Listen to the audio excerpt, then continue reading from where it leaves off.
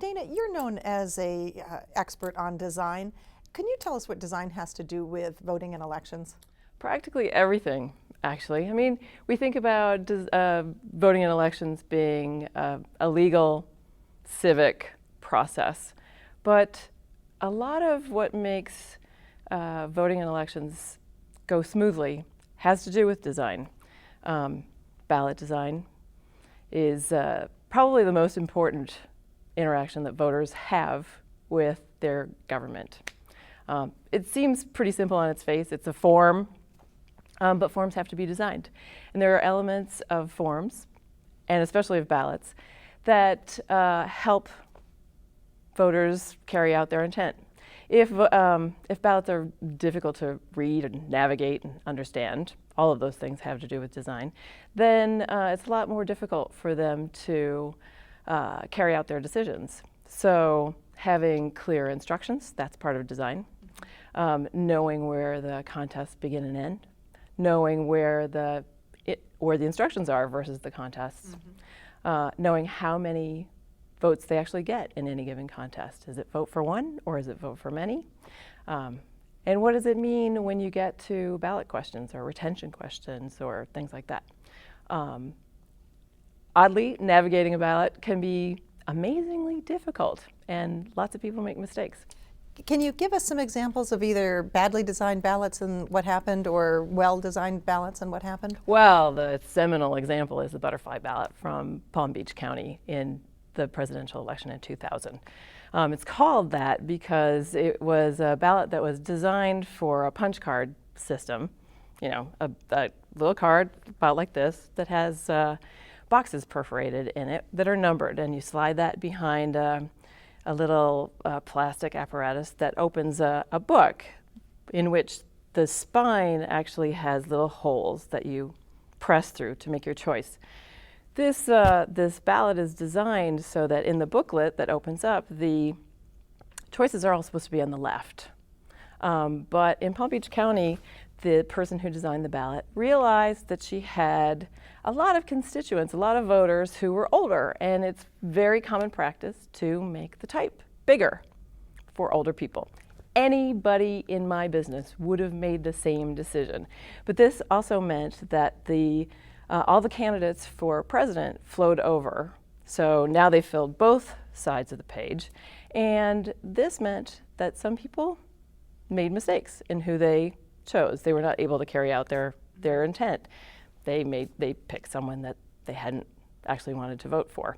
So that is the seminal example. But there have been lots since then. If you want to have good design for your ballots, is there a cost to that? If you want to have a good design for your ballots, is there a cost to that? It doesn't have to be. What you end up running up against often are constraints. So a lot of voting systems that are out in the world right now don't actually support best practice design. New systems that are coming online do, but it's taken a really long time.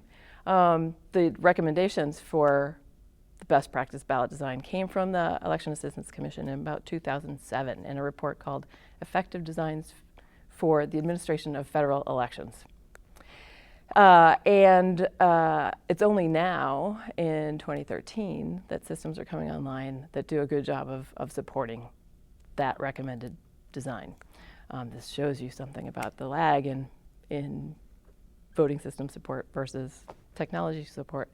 But along with that, there's a lot of stuff in legislation about ballot design, and New York State encountered this when they moved from lever systems to optical scan voting systems. There was a lot of gunk left over in the election code that meant that there were design constraints in the election code about how the ballot should look that basically said this is going to be a lever system forever. And that included what the instructions said, and nobody took the time to make the changes to the election code when the voting system changed. Now, having said all that, you can make very small changes. You don't have to do a wholesale redesign of your ballots or your voting system user interface, you can make very small changes and make a very big difference.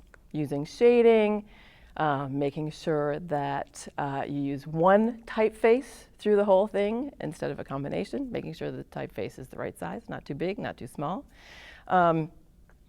Things like cleaning up the layout so there's a clear navigation and it's easy to find your way through. This sounds administrative. Is there a role for lawmakers? Oh yeah, absolutely. Like I said, all of the, nearly every state that I know of has a few lines in the state regulations around elections, and a lot of counties, I'm going to say most counties, also have stuff in the regulations, stuff in the election code about what the typeface should be, what size it should be, what the grid of the ballot should look like, that is, what the layout is, what order things happen in, and almost always what the instructions on the ballot should say, because those instructions are often trying to solve some kind of a problem that's come up in the past. Now, a lot of those things were written in the 1900s, and they don't necessarily apply now, but they're embedded there. So lawmakers should remove these kinds of... Lawmakers should take a look at what's there, see what applies to the systems that are in place now, and take a fresh look at planning for the future, because the technology of voting is going to change pretty fast over the next few years. And a lot of the things that are embedded in the election code are not really going to apply. They're not going to help people, let's just say that. Thank you, Dana. That was wonderful. You're welcome. Thank you.